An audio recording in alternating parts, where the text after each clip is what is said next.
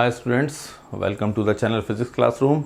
आज हम जो टॉपिक स्टार्ट कर रहे हैं वो है electric potential due to an electric dipole at any arbitrary position.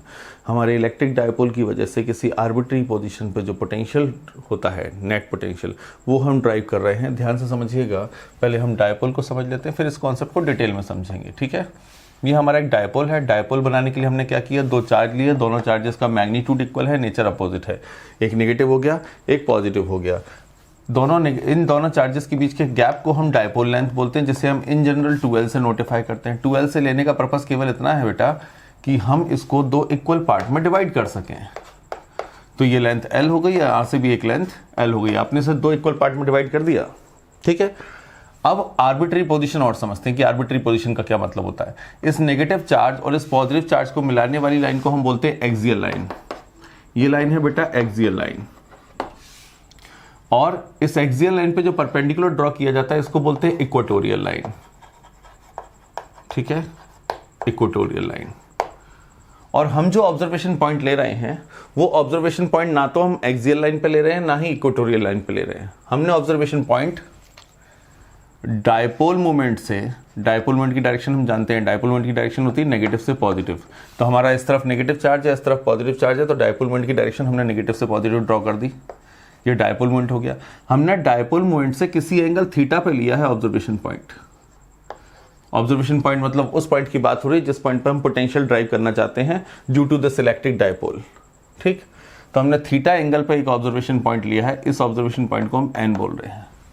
तो ये ऑब्जर्वेशन पॉइंट ना तो एक्सियल लाइन पे है ना ही इक्वेटोरियल लाइन पे, इसलिए इस ऑब्जर्वेशन पॉइंट को आर्बिट्री बोल रहे हैं। आर्बिट्री मतलब नॉट वेल डिफाइंड, इन दोनों एक्सियल लाइन और इक्वेटोरियल लाइन के कहीं बीच में। That is what the arbitrary position. Clear? अब हम इस एक्सप्रेशन को ड्राइव करना चाह रहे हैं। ध्यान से सुनिएगा, कुछ इसमें डेटा और डेवलप कर लेते हैं। हमें निकालना है इस एन पर इस नेगेटिव की वजह से पोटेंशियल, फिर इस ऑब्जर्वेशन पॉइंट पर इस पॉजिटिव की वजह से पोटेंशियल, फिर उस पोटेंशियल को नेट ऐड कर देंगे तो रिजल्टेंट पोटेंशियल निकल आएगा। हमारा पर्पस इतना ही है। अब उसे देखिए, ध्यान से समझिएगा, हम डेरिवेशन में मूव कर रहे हैं। देखिएगा ध्यान से, ये हमारा एक नेगेटिव चार्ज माइनस Q, ये हमारा एक पॉजिटिव चार्ज प्लस Q, उन दोनों के बीच का सेंटर O, सेंटर ले लिया हमने O, इस सेंटर में इस लेंथ को L लेंथ ये है बेटा और L लेंथ ये है।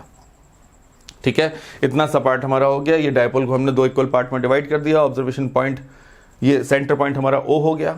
अब डायपोल मोमेंट ड्रॉ करें। डायपोल मोमेंट की डायरेक्शन आपने डिस्कस कर ली। डायपोल मोमेंट की डायरेक्शन नेगेटिव से पॉजिटिव होती है। ये हमने बड़ा सा वेक्टर बना दिया, डायपोल मोमेंट वेक्टर। अब बेटा इस सेंटर O से किसी एंगल थीटा पर बेटर बनाते हैं। ये थोड़ा सा और इंक्लाइन होगा तो और अच्छा दिखेगा, यहां पर ले लेते हैं। ठीक है, ये किसी एंगल थीटा पे आपने एक ऑब्जर्वेशन पॉइंट ले लिया है n। इस ऑब्जर्वेशन पॉइंट n की बात हो रही बेटा, ये आपने ऑब्जर्वेशन पॉइंट ले लिया n। अब आपको इस ऑब्जर्वेशन पॉइंट n पर पोटेंशियल बताना है due to this negative and the positive as well. ठीक है, देखते हैं। अगर हम, अच्छा एक चीज और इसमें काम की बात करते हैं। अगर हम इस ON को पोजीशन वेक्टर बोल दें, ऐसा लिखा जाता है, वो और बताता हूं डिटेल में। पोजीशन वेक्टर, पोजीशन वेक्टर क्या होता है बेटा? पोजीशन वेक्टर उस वेक्टर को बोलते हैं जो किसी ऑब्जर्वेशन पॉइंट को नोटिफाई करता है रेफरेंस पॉइंट से। तो हम जो ऑब्जर्वेशन पॉइंट है उसको कहां से ले रहे हैं? डायपोल के सेंटर से ले रहे हैं। तो हमको डायपोल के सेंटर से ही पोजीशन वेक्टर ड्रॉ करना है। तो ये पोजीशन वेक्टर हो गया R वेक्टर।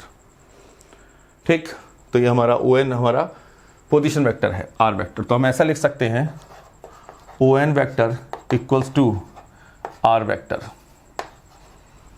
ठीक, अब आगे समझते बेटा। अब हम इस n को इस नेगेटिव चार्ज से जोड़ें तो हमको डिस्टेंस मिल जाएगी। इस R को यहां लिख देते हैं, स्पेस बना रहे हैं। ठीक है, अब हम इस नेगेटिव चार्ज को इस n से जोड़ देते हैं बेटा, और इस डिस्टेंस को हम बोल रहे हैं R1। और यहां पॉजिटिव चार्ज से जोड़ते हैं तो इस डिस्टेंस को हम बोल रहे हैं R2। ये हमारे R1 डिस्टेंस हो गया और ये R2 डिस्टेंस हो गया। क्लियर? अब यहां पर ध्यान समझिएगा, आगे की बात बहुत ध्यान से समझना बेटा। हमने यहाँ पर ये r1 डिस्टेंस हो गया। अगर हम पोटेंशियल लिखें due to this minus q charge, अगर हम इस n पॉइंट पर माइनस क्यू की वजह से डेवलप होने वाले पोटेंशियल की बात करें तो हम लिख सकते हैं n, हम इस पोटेंशियल को v1 से नोटिफाई कर देते हैं। माइनस क्यू की वजह से जो पोटेंशियल है उसे अगर हम v1 से नोटिफाई करें तो हमें लिखना है 1/4 pi epsilon naught epsilon r। Charge कितना है नेगेटिव q, ऑब्जर्वेशन पॉइंट का डिस्टेंस कितना है बेटा r1। तो ये हमारा potential due to negative charge at point n। अब ऐसा ही पोटेंशियल इस पॉजिटिव चार्ज की वजह से भी होगा तो वो भी नोटिफाई कर लेते हैं। तो v2 क्या होगा, v2 होना चाहिए 1/4 pi epsilon naught epsilon r into positive q by r2। तो बेटा ये दो पोटेंशियल हो गए, एक नेगेटिव चार्ज की वजह से एन पॉइंट का पोटेंशियल हो गया, एक पॉजिटिव चार्ज की वजह से एन पॉइंट का पोटेंशियल हो गया। हमारे पास दो पोटेंशियल आ गए हैं। अब हमको केवल इस एन पॉइंट पर नेट पोटेंशियल ड्राइव करना है, ठीक है। उससे पहले और डिटेल समझें। अगर हम इस r को एक्सटेंड कर दें, इस लेंथ को एक्सटेंड कर दें पीछे की तरफ, अब हम इस पर परपेंडिकुलर ड्रॉ करते हैं। पहले तो हमने इसको एक्सटेंड कर दिया बेटा, उसके बाद हमने इस पर नॉर्मल ड्रॉ कर दिया। एक ये नॉर्मल ड्रॉ कर दिया यहाँ पर माइनस क्यू चार्ज से, और यहाँ पर एक नॉर्मल ड्रॉ कर दिया प्लस क्यू चार्ज से। ऐसा क्यों कर रहे हैं वो आपको बताता हूँ अभी, ठीक है। अब यहाँ पर एक राइट एंगल ट्राइंगल बन गया बेटा। इस नॉर्मल का नाम रख देते हैं अगर हम L, और इस नॉर्मल का नाम रख देते हैं L, ना रखें L तो हम ऑलरेडी लेंथ में यूज़ कर रहे हैं। इस नॉर्मल का नाम रख देते हैं, ये फुट ऑफ परपेंडिकुलर बोला जाता है। फुट ऑफ परपेंडिकुलर मतलब इस पॉइंट का नाम रख दें M, और इस पॉइंट का नाम रख देते हैं H, ठीक है। अब यहाँ पर और यहाँ पर जो माइनस क्यू है इसे हम A बोल देते हैं, और जहाँ पर प्लस क्यू रखा है उस पॉइंट को अगर हम B बोल दें तब हम ट्राइंगल डिफाइन कर पाएंगे। हमारे पास बेटा यहाँ पर अगर ये एंगल थीटा है तो वर्टिकली अपोजिट से ये एंगल भी थीटा होगा।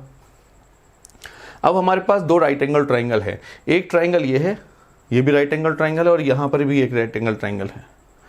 अगर हम इस राइट एंगल ट्राइंगल की बात करें, हम राइट एंगल ट्राइंगल ले रहे हैं राइट एंगल्ड ट्राइंगल।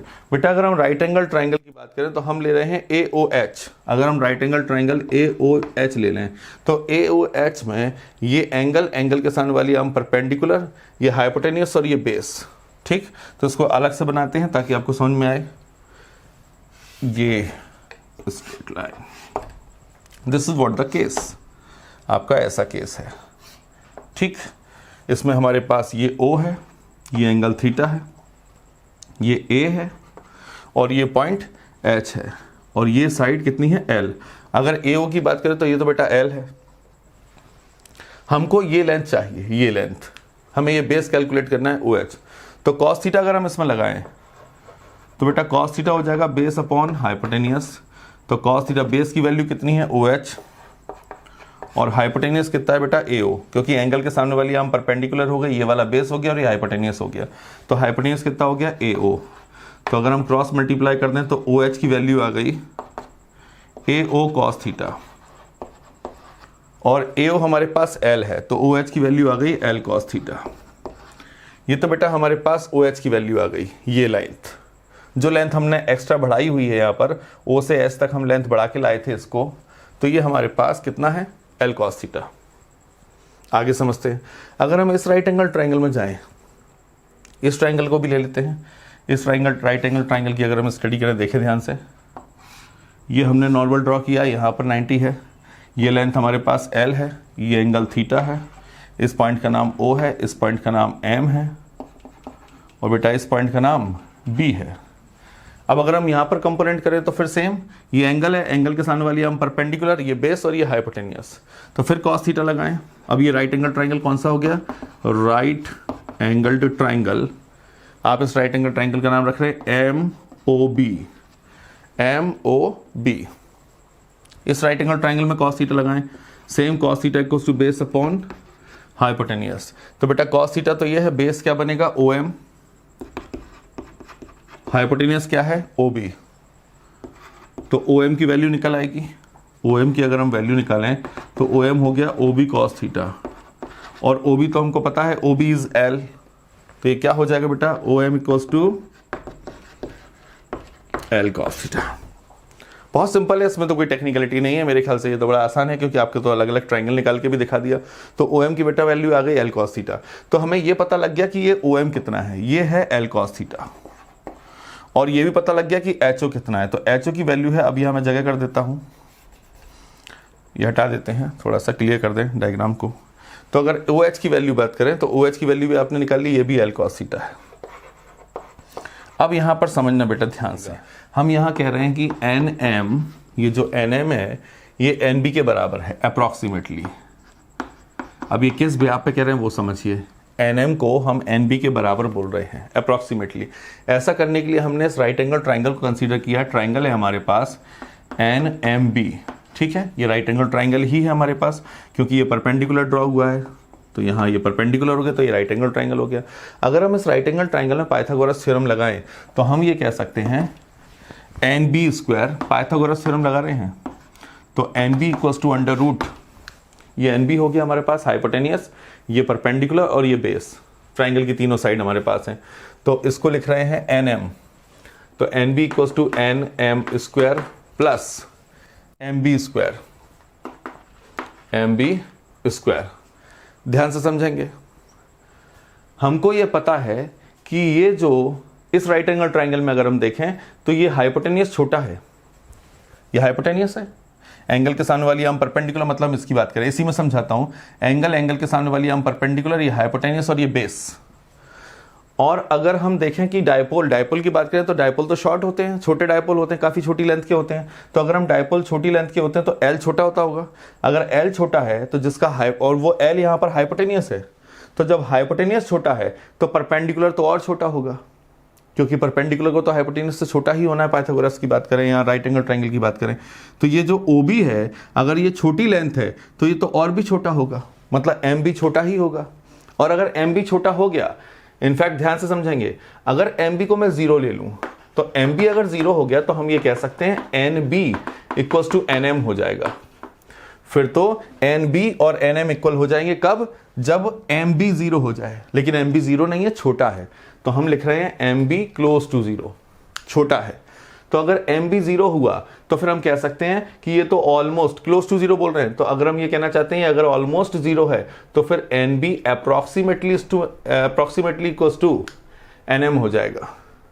तो ये आपने मैथमेटिकली समझ लिया कि कैसे हम ये कह सकते हैं कि NM और NB बराबर होगा।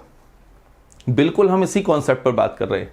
यहाँ पर ही बेटा 90 है, फिर वही पाइथागोरस थ्योरम का कॉन्सेप्ट लगाएंगे। अगर हम पाइथागोरस थ्योरम का कॉन्सेप्ट लगाएं तो हम यहाँ पर लिख सकते हैं, इस ट्राइंगल की बात कर रहे हैं बेटा, अब इस ट्राइंगल में हम लिख रहे हैं AN square equals to AH, पाइथो लगा देते हैं, सीधा रूट ही ले लेते हैं, AH square plus NH square, ठीक है। और हमको ये पता है कि AH बहुत छोटी लेंथ होगी, क्योंकि AH परपेंडिकुलर है, तो जब हाइपोटेनियस ही छोटा है तो परपेंडिकुलर तो छोटा होगा। तो हम लिख रहे हैं AH जो है वो टेंस टू 0 है, मतलब बहुत छोटा है। तो अगर AH छोटा है तो AN अप्रॉक्सीमेटली इक्वल्स टू हो जाएगा NH। डन, AH अप्रॉक्सीमेटली हो गया AN अप्रॉक्सीमेटली इक्वल्स टू हो गया NH। क्लियर? तो AH की अब हम इसमें डेटा पुट करेंगे, ध्यान सुनेंगे, इस एक्सप्रेशन को यूज करेंगे और इस एक्सप्रेशन को यूज करेंगे। AN को हम क्या नोट कर रहे हैं? R1, तो AN हमारा R1 है, तो R1 हमारा अप्रोक्सीमेटली इक्वल्स टू हो गया NH के। तो NH में बेटा इसे दो पार्ट में लिख रहा हूं, NH को हम लिख रहे हैं NO प्लस OH, और NO कितना है? NO तो बेटा हमारा R1 है, और OH कितना है? OH हमारा L cos थीटा है। तो ये तो हमारी निकल आई बेटा R1 की वैल्यू, ठीक है। ऐसी वैल्यू हमने, सॉरी R1 की NO की वैल्यू R थी, तो NO was R, that's it, NO is R, तो R1 equals to R plus L cos theta, ठीक। ऐसा हमने क्यों किया? R1 को हमने R की टर्म्स में ले लिया। R कौन सी लेंथ है? R वो डिस्टेंस है जो डायपोल के सेंटर से ऑब्जर्वेशन पॉइंट को बता रही है। क्लियर? यानी कि पोजीशन वेक्टर का मैग्नीट्यूड, इस पोजीशन वेक्टर R वेक्टर का मैग्नीट्यूड, और हमको यही चाहिए क्योंकि हमको पोजीशन यहां से बतानी है ऑब्जर्वेशन पॉइंट की, इसलिए हमको R चाहिए। तो हमारे एक्सप्रेशन में R आ गया, एंगल भी कंसीडर हो गया, जिस एंगल पे ऑब्जर्वेशन पॉइंट मिल रहा है वो भी आ गया, डायपोल की लेंथ भी इन्वॉल्व हो रही है, हाफ ऑफ द लेंथ, ठीक है, L भी इन्वॉल्व हो गया। तो हमें सारा डेटा वो आ गया जो डेटा हमको चाहिए था। हमको R1 R2 नहीं चाहिए, हमको R की टर्म्स में एक्सप्रेशन चाहिए, L की टर्म्स में चाहिए, या थीटा की टर्म्स में चाहिए। तो ये सारी टर्म्स अब इसमें इन्वॉल्व हो गई। ऐसे ही हम इसमें जाए बेटा, तो अब NM को क्या लिखेंगे? N M N B, sorry N B को हम लिख सकते हैं एन एम। तो N M is what, N M को हम लिख सकते हैं O N minus O M. तो ओ एन कितना है, ओ एन है आर, ये पूरा आर है, ये तो पूरा आर है, हमने लिया था आर यहां से यहां तक, तो ये हो गया आर। हम मैग्नीट्यूड में लिख रहे हैं बेटा, है ना, इसलिए पोजीशन वेक्टर नहीं लिख रहा हूं, उसका मैग्नीट्यूड ले रहा हूं। तो आर और ओ एम कितना है, ओ एम भी हमारा एल कॉस थीटा जो हम निकाल के आए, तो ओ एम हमारा एल कॉस थीटा है। तो ये भी हमारा एक्सप्रेशन क्लियर हो गया, मतलब हम एन बी को लिख सकते हैं, दैट्स इट। तो हमारा ये हो गया एन बी, एक टर्म ये हो गया। एन बी मतलब R two, N B means R two, इसको भी लिख दिया हमने, N B means R two. तो आर टू को आप लिख सकते हैं R minus L cos theta, और आर वन को लिख सकते हैं R plus L cos theta. तो अब इन पोटेंशियल के एक्सप्रेशन में आर वन आर टू की वैल्यू बदल जाएगी। आर वन की वैल्यू हमारे पास क्या है, आर वन की value R plus L cos theta. तो अब इस एक्सप्रेशन क्या लिखेंगे, वी वन को, वी वन एक्सप्रेशन लिखा जाएगा 1/4 pi epsilon naught epsilon R into minus Q upon R one की value R plus L cos theta. और R2 का एक्सप्रेशन क्या हो जाएगा, V2 का एक्सप्रेशन क्या हो जाएगा बेटा, 1/4 pi epsilon naught epsilon R into positive Q upon R2 की वैल्यू कितनी है, R2 की वैल्यू है बेटा R minus L cos theta. ये हमारे पास एक्सप्रेशन हो गया। अब हमारे पास n पॉइंट पर दो पोटेंशियल्स हैं और दोनों पोटेंशियल्स की वैल्यू हमको मिल गई है। ठीक, अब हम इसे हटा रहे हैं, अब we don't need it any more, हम इसकी बात कर चुके हैं। अब हम फर्दर एक्सप्रेशन को ड्राइव करते हैं, ध्यान समझिएगा। अब हमें से किसी चीज़ की ज़रूरत नहीं है, ये हमने ड्राइव कर लिया, जो चाहिए था वो हो गया। ठीक, अब हम फर्दर केवल इसे सिंप्लीफाई करना रह गया है, हो जाएगा बेटा। इसमें थोड़ा सा बस ये टेक्निकल पार्ट, जो ज्योमेट्रिकल पार्ट है, इसमें आपको ध्यान रखना है। इतना पार्ट अगर आप कर लेंगे तो फिर आपको तकलीफ नहीं होगी, बड़े आसानी से कर ले जाओगे। ठीक है, अब हम इस एन पॉइंट पर नेट पोटेंशियल लिखते हैं। अब हमें पता है कि एन पॉइंट पर एक पोटेंशियल V1 है जो कि माइनस क्यू चार्ज की वजह से, और दूसरा पोटेंशियल V2 है जो कि प्लस क्यू चार्ज से है। तो अब हम एन पॉइंट का पोटेंशियल लिख रहे हैं, potential at observation point N पर। तो पोटेंशियल एन पॉइंट पर क्या है, it is the sum of V1 plus V2। Potential scalar quantity होती है तो एल्जेब्रिकली ऐड करी जाती है, आप एल्जेब्रिकली ऐड कर रहे हैं V1 प्लस V2। V1 की value 1/4 pi epsilon naught epsilon R into minus Q by R plus L cos theta.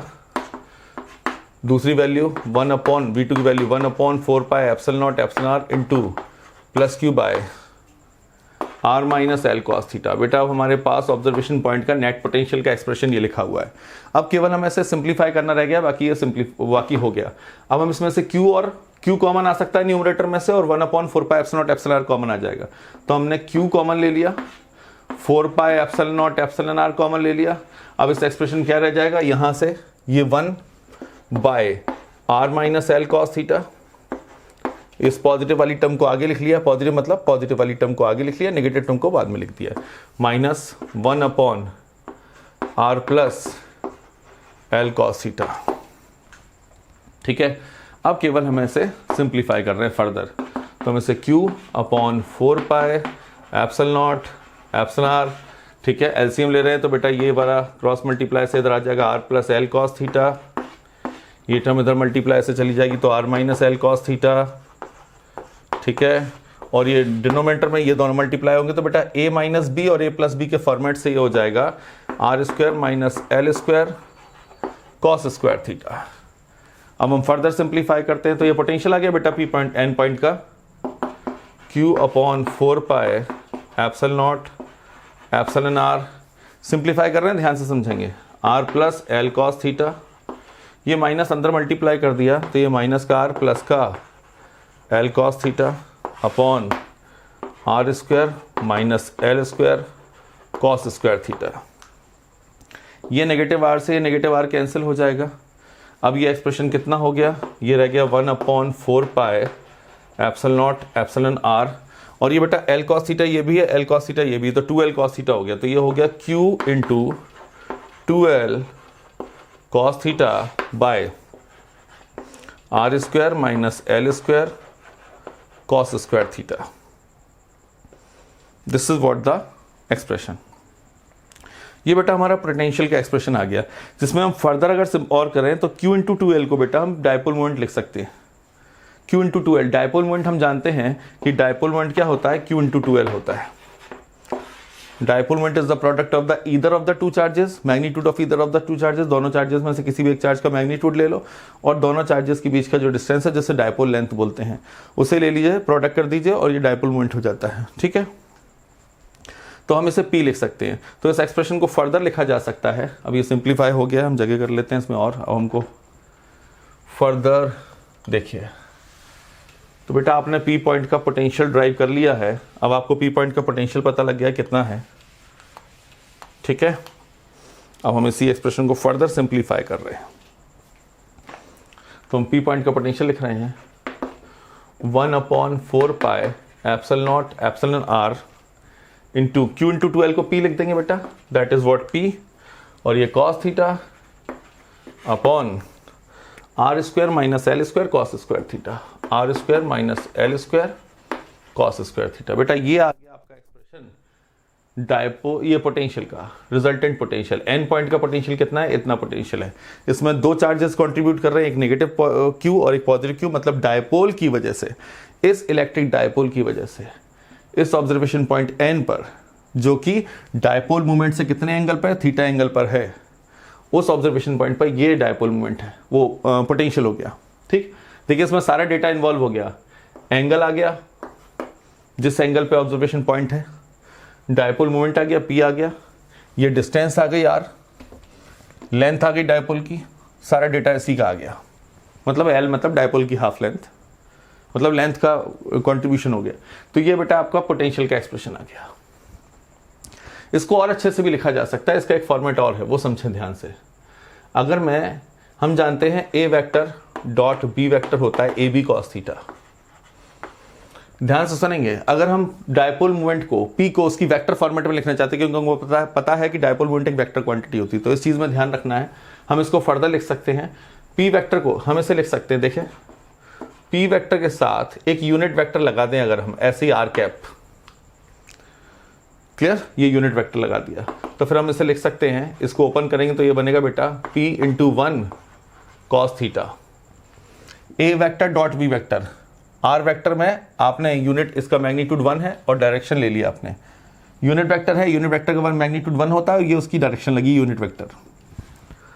ठीक है, तो अब देखें ध्यान से, तो P वेक्टर डॉट 1, ये ओपन करेंगे तो ये 1 से मल्टीप्लाई हो जाएगा, क्लियर, और cos थीटा, थीटा यानी कि आप P cos थीटा को ऐसे भी लिख सकते हैं, P vector dot R vector, या फिर आप ऐसे भी लिख सकते हैं P वेक्टर डॉट, ये R कैप लगाया मैंने, अगर आप इसे R वेक्टर लिखते हैं, ध्यान से सुनेंगे, अगर मैं इसे R वेक्टर लिखता हूं तो इसका मतलब मैंने यहां पर मैग्नीट्यूड R ले रखा है।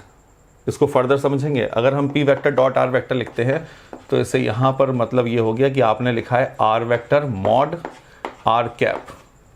तो ऐसा अगर हमने किया तो मतलब हमने न्यूमरेटर में R मॉड का मल्टीप्लाई किया, तो डिनोमिनेटर में भी R मॉड का मल्टीप्लाई करना होगा। ठीक, मतलब हम P vector dot R cap को फिर ऐसे भी लिख सकते हैं, P vector dot R cap के साथ R वेक्टर का मैग्नीट्यूड भी ले लिया, ये ले लिया, तो ऊपर न्यूमरेटर में R वेक्टर मॉडुलस आ गया, तो नीचे भी डिनोमिनेटर में R वेक्टर मॉडुलस आ गया। अब आप इसे क्या लिख सकते हैं, अब आप इसे लिख सकते हैं P vector dot R vector upon R vector mod, या सिंपली R, इसे सिंपली R भी लिखा जा सकता है, यानी कि P vector dot R vector upon R। तो ये बेटा वेक्टर लॉजिक भी पूरे बता दिए। अब आपकी चॉइस है कि आप किस एक्सप्रेशन के फॉर्मेट में लिखना चाहते हैं, आप इस फॉर्मेट में लेना चाहते हैं या इस फॉर्मेट में लेना चाहते हैं, दोनों में से जो आपको अच्छा लगे। आई सजेस्ट कि आप इस फॉर्मेट में लिखें, मैं सजेस्ट करता हूं कि इस फॉर्मेट में लिखें। तो हम अगर इसे लिख दें तो क्या लिख सकते हैं इस एक्सप्रेशन को, 1/4 pi epsilon naught epsilon r P vector dot R cap upon R square minus L square cos square theta. In my point of view, it is what the best presentation for the potential due to an electric dipole at an arbitrary position. इसमें आपका P भी clear हो गया कि P एक vector quantity है। तो जब आप इसे ओपन करेंगे तो आपको पता है A vector dot B vector में ओपन करेंगे तो ये AB cos थीटा हो जाएगा। ठीक है, और ये यूनिट वेक्टर है, ऐसा लिखा जा सकता है। क्लियर? तो ये आपका एक पोटेंशियल भी ड्राइव हो गया। अब इसके फर्दर केस करते हैं बेटा, अब इसमें केसेस और देखते हैं। केसेस क्या है वो समझिए, केसेस को समझते हैं, ठीक है। अब मैं इसको हटा देता हूं, ये आपने देख लिया है। अब केसेस क्या हैं? Case first, case second. Case first क्या है कि थीटा 0 है। थीटा 0 होने का मतलब क्या है बेटा? थीटा जैसे ही 0 होगा तो ये जो थीटा 0 है तो इसका मतलब n पॉइंट नीचे आ रहा है। मैं समझाता हूं, देखें, अगर हम थीटा को 0 करेंगे तो ये जो n है वो नीचे आने लगेगा, थीटा को कम करने लगेंगे तो n नीचे आएगा, इनफैक्ट वो एक्सियल पॉइंट पे आ जाएगा। अगर थीटा 0 हो जाएगा तो बेटा n यहां मिलेगा कहीं, ठीक है। अगर थीटा 0 हो जाएगा तो n यहां आ जाएगा, तो ये एक्सियल केस हो जाएगा। फिर हम इसको एक्सियल लाइन पे बोलेंगे, तो फिर ऑटोमेटिकली ये पोटेंशियल एक्सियल लाइन का हो जाएगा। कैसे? हमको थीटा की वैल्यू 0 हो गई तो इस एक्सप्रेशन में केवल थीटा की वैल्यू 0 पुट कर देना है। तो ये क्या हो जाएगा? v equals to 1/4 pi epsilon naught. Case 1 मतलब theta 0 means potential at axial line. Potential कहाँ देख रहे हैं आप? एक्सियल लाइन पे, क्योंकि थीटा 0 होते ही मैंने बता दिया कैसे नीचे आ जाएगा, ये n पॉइंट नीचे आ जाएगा। अब ये 1/4 pi epsilon r into P vector dot r cap. Denominator में क्या है? Cos theta. थीटा की वैल्यू कितनी होगी बेटा? 0। तो कॉस 0 क्या होता है? 1 होता है। कॉस 0 1 हो गया, तो कॉस 0 1 हो गया, तो डिनोमिनेटर में क्या आ गया? r square minus L square. ये कॉस 0 1 हो गया, तो 1 होने से r square minus L square रह गया, तो आप इसे लिख सकते हैं r square minus L square. तो ये पोटेंशियल बेटा एक्सियल लाइन का आ गया। सेकंड केस क्या है? अगर हम v एट इक्वेटोरियल लाइन देखते हैं, इक्वेटोरियल लाइन मैंने आपको बता दिया किसे बोलते हैं। अगर हम ऑब्जर्वेशन पॉइंट को इक्वेटोरियल लाइन पे ले लें, मतलब इस पॉइंट को यहां ले लें, बताया था मैंने अभी इक्वेटोरियल लाइन। अगर हम थीटा को 90 कर दें, थीटा को 90 कर दें तो ये n यहां आ जाएगा। तो थीटा 90 होते ही ऑब्जर्वेशन पॉइंट मतलब n, जिस पॉइंट पर आप पोटेंशियल देख रहे हैं डायपोल का, वो पॉइंट इक्वेटोरियल लाइन पे आ जाएगा थीटा के 90 होते ही। तो अगर हम थीटा की वैल्यू 90 पुट कर दें, देखें, तो थीटा की वैल्यू 90 हो जाएगी, और ऐसा होने से cos 90 की वैल्यू 0 होती है। क्लियर? और cos 90 की वैल्यू 0 होती है तो ये पूरा एक्सप्रेशन 0 हो जाएगा। क्यों हो जाएगा वो समझिए। इसे अगर मैं ओपन करूं, ध्यान से ना, इसके अगर हम ओपन करें तो एक्सप्रेशन तो हमारा ये था। अगर मैं इस एक्सप्रेशन को वेक्टर फॉर्मेट में नहीं लिखूं, p को वेक्टर फॉर्मेट में नहीं लिखूं, तो इस एक्सप्रेशन को क्या लिखोगे आप? इस एक्सप्रेशन को लिखोगे 1/4 pi epsilon naught epsilon r into p cos theta, p cos theta by r square minus L square, जिसमें से थीटा 0 हो गया है। इस केस की बात हो रही है। थीटा 0 होने से cos 0 1 हो गया, cos 0 1 हो गया, तो एक्सप्रेशन बना p by r square minus L square. तो ये वेक्टर फॉर्मेट में लिखा है तो ऐसा दिख भी रहा है, ठीक है। उसे ओपन करेंगे तो ऐसा हो जाएगा। थीटा की वैल्यू 0 है, हमने ऐसा पुट नहीं करी अभी, ओपन कर दें तो यहां दिखेगा, ये आ जाएगा। क्लियर? इनफैक्ट ऐसा ही लिखा जाना चाहिए। अगर हम इसे ओपन कर दें तो ये लिखे, इसमें हमें थीटा मिलेगा, फिर थीटा को हमको 0 पुट करना है, जैसे नीचे किया है डिनोमिनेटर में वैसे यहां भी 0 पुट करना है, तो इनफैक्ट ये एक्सप्रेशन बचेगा। ठीक। अब हम इसे डॉट प्रोडक्ट फॉर्मेट में नहीं लिख सकते। क्यों? क्योंकि डॉट प्रोडक्ट ओपन होकर कॉस लाता है। अब इसमें कॉस है ही नहीं, कॉस नहीं है तो फिर आप इसे ऐसे नहीं लिखेंगे, ठीक है। अब आगे बात करते हैं, ध्यान से समझिएगा। अब हम नेक्स्ट केस, इसमें 90 वाले केस में जाते हैं। 90 केस में बात करें तो v की वैल्यू 0 आ जानी है। क्यों? क्योंकि थीटा की वैल्यू 90 पुट कर रहे हो। थीटा की वैल्यू 90 होते ही cos 90 0 हो जाएगा, पोटेंशियल 0 हो जाएगा। तो हम ये कह सकते हैं कि इक्वेटोरियल लाइन पर डायपोल की वजह से पोटेंशियल 0 होता है। तो ये एक्सप्रेशन भी क्लियर हो गया। तो v at equatorial is always 0 due to an electric dipole, ठीक है। और एक्सियल पे कितना होता है वो निकल आया। अब हमें इसमें और भी कुछ पढ़ना है, इतने के बाद नहीं रुकना है, अभी और भी कुछ है। ये तो बेटा हमने जो डायपोल लिया है वो एक कंसीडर्ड लेंथ का डायपोल लिया है। अगर हम इस डायपोल में केस लगा दें कि डायपोल हमारा शॉर्ट है डायपोल, जिसे हम आइडियल डायपोल भी बोलते हैं, या दूसरा केस हम ये भी बोल सकते हैं कि ऑब्जर्वेशन पॉइंट बहुत दूर है, फार ऑफ। अगर ऑब्जर्वेशन पॉइंट बहुत दूर है तो हम यहां पर कह सकते हैं कि r is very much greater than l। अगर ऑब्जर्वेशन पॉइंट बेटा दूर चला जाएगा तो हम ये कह सकते हैं ये जो r है ये डिस्टेंस l के रिस्पेक्ट में बहुत ज़्यादा है, और अगर ये डिस्टेंस l के रिस्पेक्ट में बहुत ज़्यादा है, अगर ये डिस्टेंस l के रिस्पेक्ट में बहुत ज़्यादा है तो l को निगलेक्ट किया जा सकता है। तो अब इसमें ही 2 केस और लगा रहे हैं, इसी में केस ये तो ख़त्म हो गया, और इक्वेटोरियल वाले का तो केस ही नहीं बन रहा, वो तो 0 हो चुका है। अब हम केस कर रहे हैं केवल आर्बिट्री का और एक्सियल का। इक्वेटोरियल में तो 0 होता है तो उसकी तो बात ही ना करें। अब हम इसमें नेक्स्ट पॉइंट लगा रहे हैं, if r is very much greater than l, यानी कि ऑब्जर्वेशन पॉइंट बहुत दूर है, या फिर आप कहना चाहते हैं dipole is short, dipole is short, और शॉर्ट डायपोल को आइडियल डायपोल ही बोलते हैं। तो ऐसी कोई सी भी लैंग्वेज आ जाए, l ही छोटा होगा। शॉर्ट डायपोल का मतलब ये बहुत पास है और छोटा हो जाएगा। जितना आपने बनाया है ये तो हमने पिक्चर क्लियर करने के लिए बनाया हुआ है, ये बहुत छोटे होते हैं। तो अगर शॉर्ट डायपोल बोल दोगे तो ये और छोटा हो जाएगा, और छोटा हो जाएगा तो ये l और छोटा हो जाएगा। ठीक है, शॉर्ट डायपोल केस में तो l और भी कम हो जाएगा।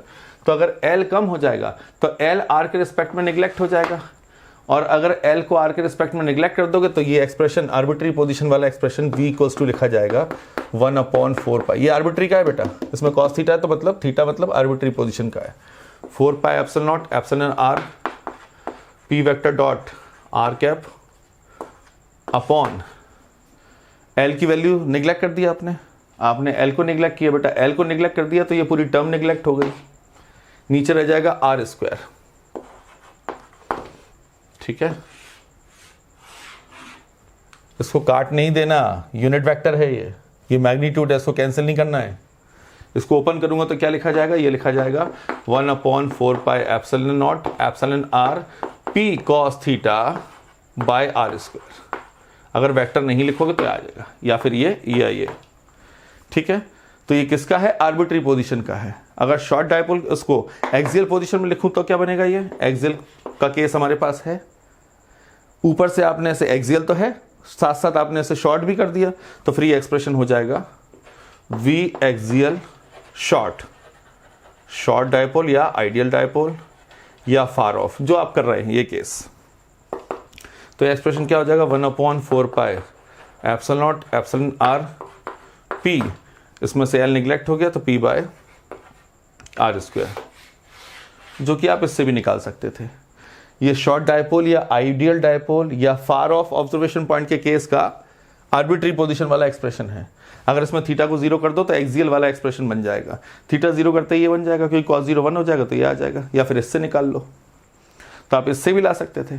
तब आपने आर्बिट्री पोजीशन के 2 एक्सप्रेशन कर लिए, जिसमें आपके पास एक डायपोल जो है वो कंसीडर्ड लेंथ का है, मतलब शॉर्ट नहीं है, या कह सकते हैं ऑब्जर्वेशन पॉइंट फार ऑफ नहीं है, ये एक्सप्रेशन हो गया।